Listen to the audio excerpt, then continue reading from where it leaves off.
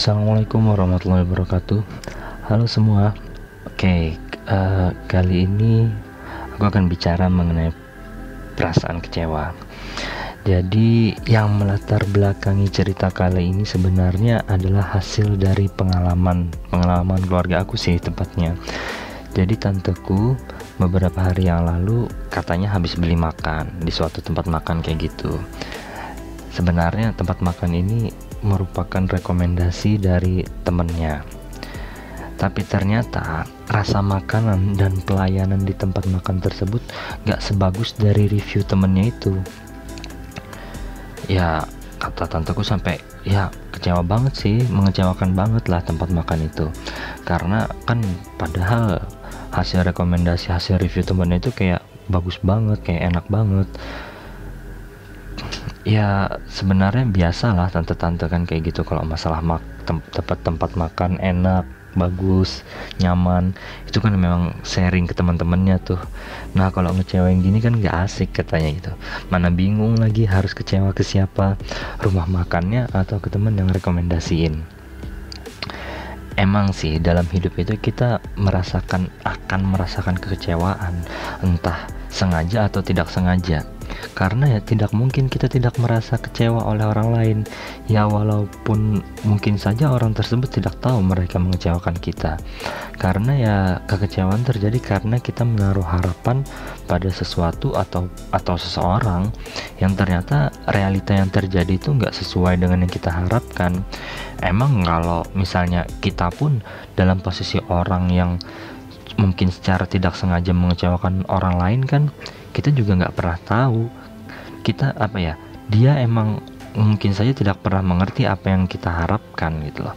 Kita juga ketika mengecewakan orang kan kita nggak tahu apa yang dia harapkan itu, dan kita juga sama kayak kita berharap ke orang lain kan, kita juga nggak tahu apa yang dia nggak tahu bahwa kita berharap sesuatu akan dia gitu.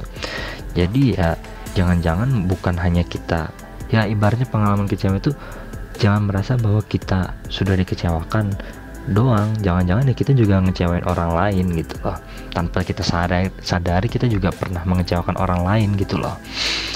Toh kan pada dasarnya manusia nggak sempurna ya, karena yang sempurna cuman rokok. Ya ampun, receh banget. So ya seperti yang aku bilang sebelumnya, ya basically kecewa itu merupakan suatu kondisi ketika kita merasa tidak suka, mungkin juga kita marah, merasa gagal, bahkan ya ketika menghadapi sesuatu yang tidak sesuai ekspektasi kita, merasa kehilangan, kegagalan, ataupun sakit hati, ya itu juga merupakan bentuk kekecewaan karena sesuatu yang tidak sesuai ekspektasi ya. Ketika kita sudah menaruh harapan akan sesuatu, akan seseorang, dan kemudian yang terjadi itu tidak sesuai harapan kita, sangat mungkin kita akan merasakan kecewa, dan itu wajar terjadi. Bahkan juga kan ya kalau secara kelihatan kan, kalau misalnya kita kecewa itu mungkin ya mood kita jadi nggak baik, kita jadi cenderung raut wajahnya berubah, bahkan sampai perilakunya. Ya mungkin secara umum ya kayak gitu ya yang namanya kecewa. Nah kali ini aku pengen share mengenai beberapa cara untuk mengatasi kekecewaan. Jadi pertama-tama hal yang paling perlu kita lakukan ketika kita merasakan kecewa itu adalah menerima rasa kecewa itu. Gak perlu deh sok tegar, sok kuat, ibaratnya menyembunyikan atau menyangka rasa kecewa, apalagi sampai tertawa di balik kekecewaan. Udah gak perlu lah, terima aja. Gak ada yang salah dari merasa kecewa.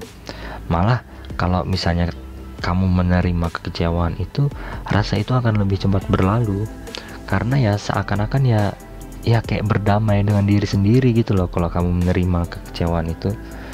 Karena pada dasarnya ya kekecewaan itu kan ya memang karena sesuatu yang tidak sesuai ekspektasi kita, dan ketika kita menerima hal itu terjadi, ya akan lebih mudah kita untuk melewati hal itu.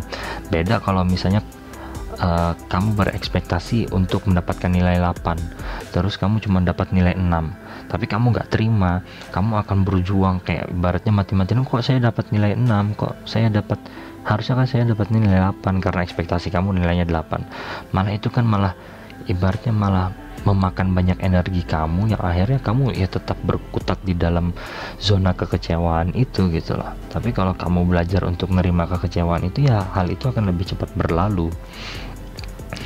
Nah, kemudian ketika kita merasa kecewa, tips berikutnya nih ya masih berkaitan dengan tips sebelumnya, itu coba ceritakan apa yang kamu alami, apa yang membuat kamu kecewa. Ini jadi gini, ketika kamu sudah berhasil menerima kekecewaan yang kamu rasakan, coba deh ceritain.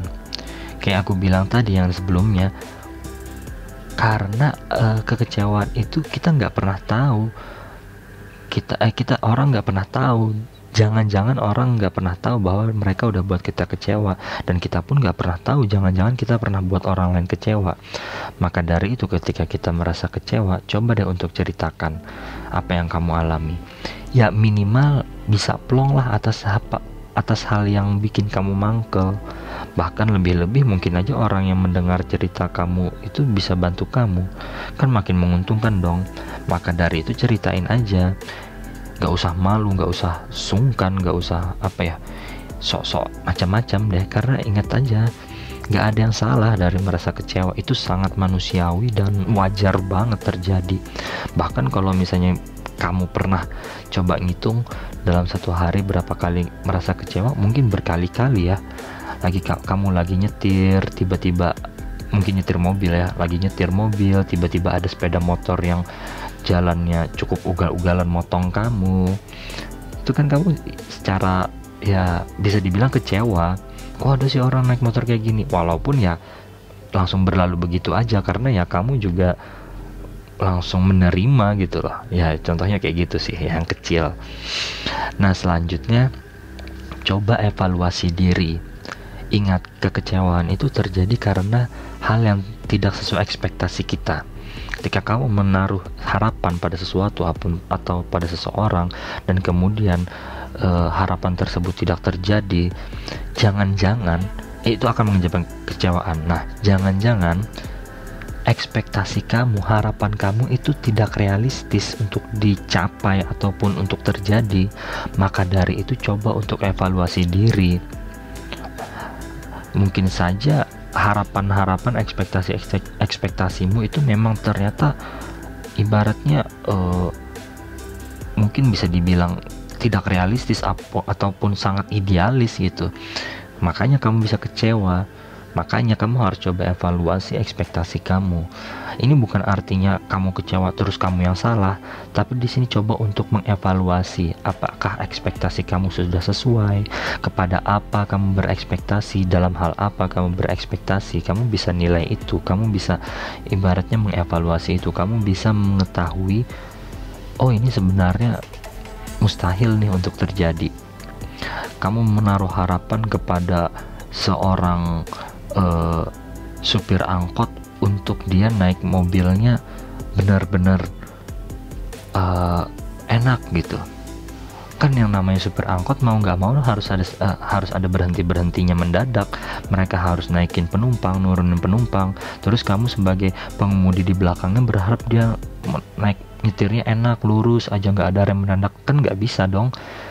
Si supir angkotnya malah berekspektasi dia untuk selalu bisa berhenti mendadak, nurunin penumpang, naikin penumpang. Nah gitu.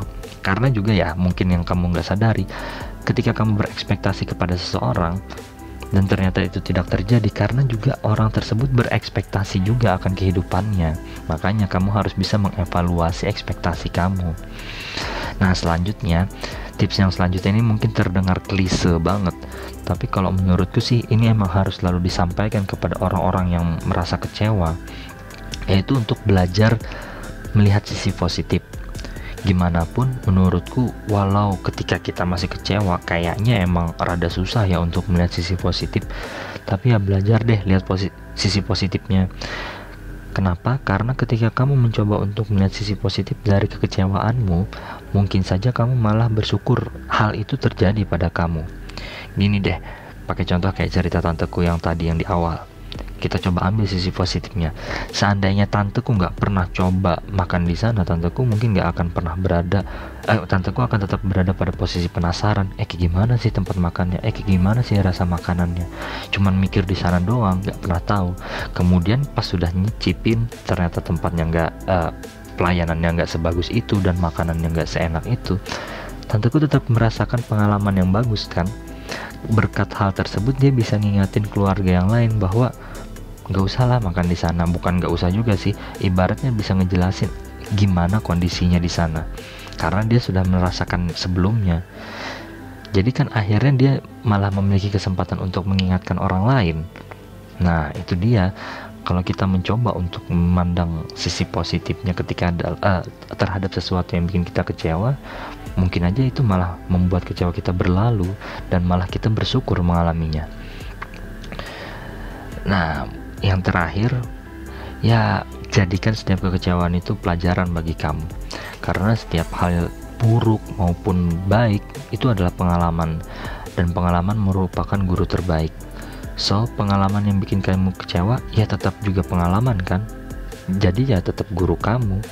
Maka dari itu ya jadikanlah itu pelajaran bagi kamu. Oke, mungkin sekian itu aja.